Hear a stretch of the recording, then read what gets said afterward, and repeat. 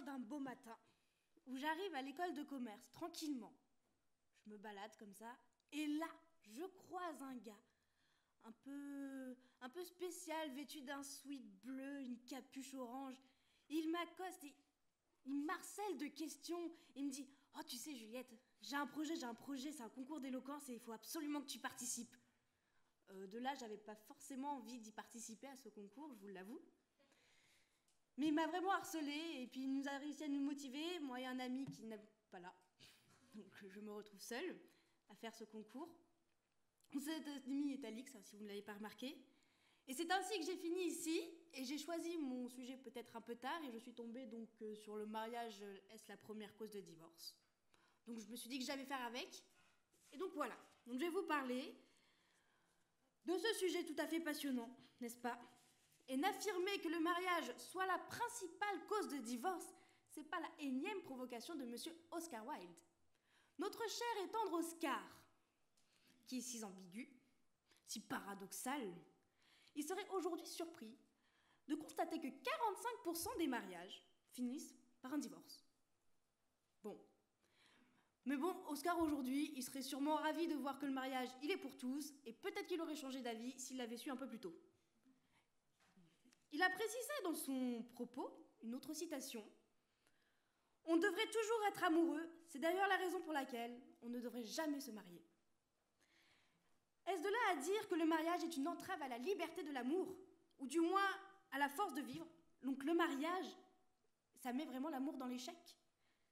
Donc moi je pense que le mariage, ça peut être un contrat juridique pour certains, un contrat religieux pour d'autres, mais en fin de compte c'est plutôt un contrat moral pour tout le monde, ou du moins je l'espère. C'est un contrat qui fixe des règles, des clauses, des devoirs, des obligations, des choses plus ou moins passionnantes. Et la question que l'on peut se poser là-dessus, c'est l'amour se réalise donc aujourd'hui dans un contrat. Donc l'amour, est-ce vraiment un sentiment ou est-ce juste un bout de papier que l'on donne comme ça au curé, à la mairie, on ne sait où? L'amour c'est quoi? Une passion, un sentiment, du partage, un don de soi? Ou plutôt des promesses qu'on va le tenir plus ou moins, ou peut-être que le début de la relation, on ne sait pas. Le propre de l'amour, c'est de s'imaginer que ça va durer tout le temps. C'est-à-dire que si vous voulez vous mettre avec quelqu'un, et si vous mariez avec lui, c'est que dans vos têtes, vous avez quand même envie de passer votre vie avec lui, ou du moins j'espère pour vous. Parce que sinon, on viendrait à parler du mariage forcé, et le mariage forcé, pour moi, c'est la cause du divorce. Mais le mariage, ça peut être aussi qu'une illusion. L'illusion de la souffrance, de larmes, de promesses non tenues, de brisures de couple. Et donc là, on vient à se demander si le mariage, c'est seulement un contrat, ou c'est plutôt une alliance de personnes, une fusion, une symbiose de l'amour fou, des baisers, des enlacements. L'amour rend aveugle, mais le mariage rend la vue. Le mariage peut donc donner du sens à l'amour dans une certaine direction, mais il peut aussi détruire ce qu'on appelle l'amour, comme vous connaissez tous des couples qui ont vécu 10 ans ensemble, mais qui se sont séparés un an après leur mariage. Moi, je vais vous parler d'un mythe antique.